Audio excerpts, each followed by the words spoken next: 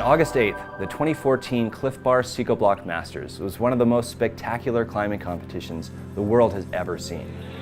The Psicobloc Masters takes place on a 55-foot wall overhanging the Olympic swimming pool in Park City, Utah, where 16 women and 16 men battle it out for a $30,000 purse. This competition is the brainchild of legendary deepwater soloist Chris Sharma. I mean, this event came from going deepwater soloing in Mallorca and just falling in love with this type of climbing and thinking that this would be the way forward for our sport and taking it to a bigger audience and doing something that's really fun for all the climbers. I mean, it's all about just showing off our sport to the world, and we've got this amazing platform to do that with this event, and I'm happy to be a part of that. These athletes are climbing 55 feet above the water without a rope, relying only on their talents to get them to the top of the wall in a game of speed and difficulty. I mean, the event's amazing. It's such a unique style of climbing. You're doing bouldering moves, you're doing dynos, you're 30 feet off the deck with no rope over water. You're watching people fall, you're getting more nervous. Last year's event saw competition queen Sasha DeJulian dominate a stacked field of professional climbers, taking home the win. The fear involved in climbing so high above the water affects every single competitor. The first seconds are quite gruesome because you see the top of the water and you're underwater and trying to surface, and then you pop out and you see the crowd, and it's really exhilarating. Last year, Jimmy Webb dealt a crushing blow to one of the world's strongest climbers, Daniel Woods. Jimmy executed the final round in top form and walked away victorious. This year they've kind of made it a bit easier, but it's a bit more sustained. It kind of builds, and then it kind of all comes down to the top. There's so many strong climbers here. It's just as stacked as last year. They're really fast.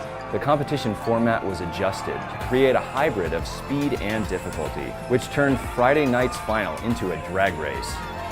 This year we witnessed some legendary competition rivalries, as well as some fresh faces and dark horse competitors challenge the old guard. The question on everybody's mind was, would Sasha defend her title, or would some of the younger climbers take the top spot on the podium?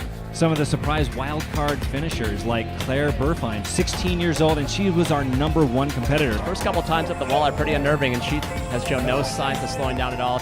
Alex Puccio, one of the strongest women in climbing. She came out yesterday and looked really comfortable on the wall. The route looked super easy for her. We know she's at the top of her game right now. Delaney looked really tentative, yet she's still qualified in 3rd place. She just has a real tenacious approach to her climbing, and she doesn't let go. I think Claire's definitely one of the favorites tonight. She's really proving that she's a consistent, comfortable, and confident climber on this wall.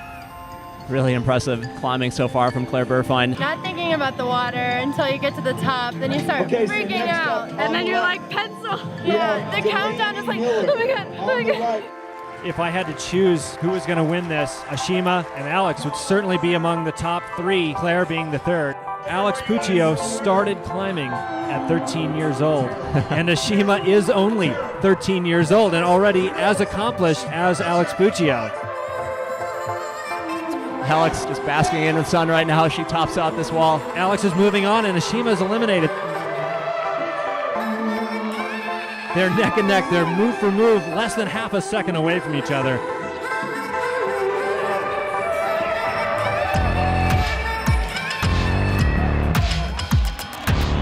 Oh, and Delaney feels so good about that, I can tell. She wanted that one for the last year. We're going to have a new champion this year, guys.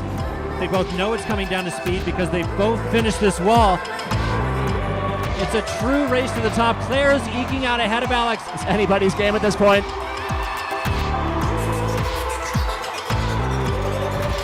Claire Burfine by half a hand over Alex Puccio in her semifinal round. The athletes are breathing hard on top as if they had just run a sprint.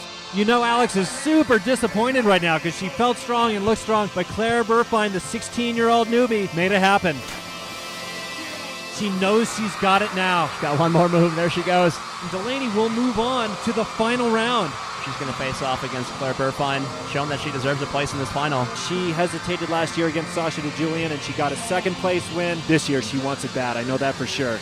Obviously I need to be careful on some of the bigger moves so I didn't slip, but it was the last round, so I just did my best. This is going to be a fight to the death here. She doesn't have to hesitate or think about what she's doing at all. She can just execute the moves. The only reason they may fall is if they're trying to push too fast. It really looks like Claire is measuring herself, watching Delaney.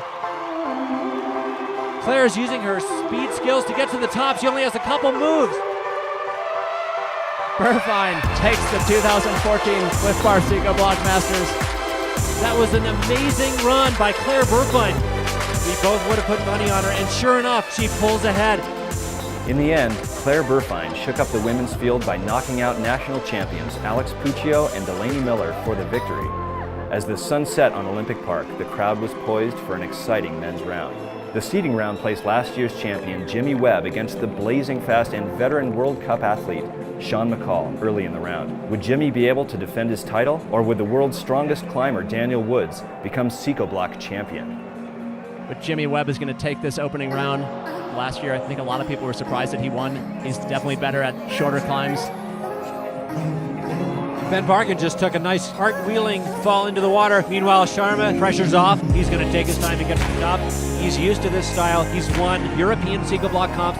I'm aware that the other guys are really good and really fast. I'm just going to do my best and see what happens. Paul Robinson is definitely afraid of this wall. He has no problem admitting that. We're about to see Paul Robinson freak out. But he's forcing himself through the mental battle. He must be focusing on the wall. Look at how Daniel just turned on the afterburners there, though, after Paul stuck that dyno. He's pulled into the lead. Paul is in uncharted territory. He has not been to this part of the wall yet. And Paul, let's go.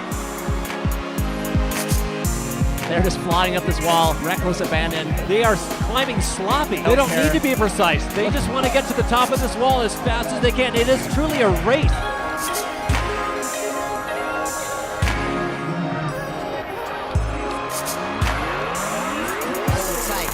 Who is it going to be? It's going to be Sean McCall. To the top of the wall, the crowd is just going nuts. 42-second run by Sean McCall. Nobody has ever climbed this Psicocomp wall that fast. That was unbelievable. It doesn't come down to the difficulty really for these men because they all know that they just need to climb it fast.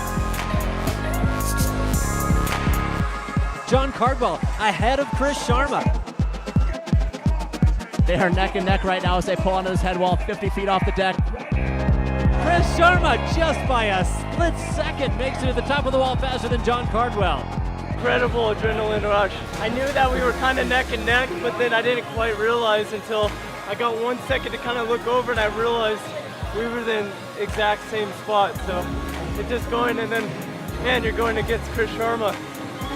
It's crazy. When you're neck and neck like that at the top, it's pretty intense. If you're pumped or you need to spend a second to chalk up, you can't necessarily do that.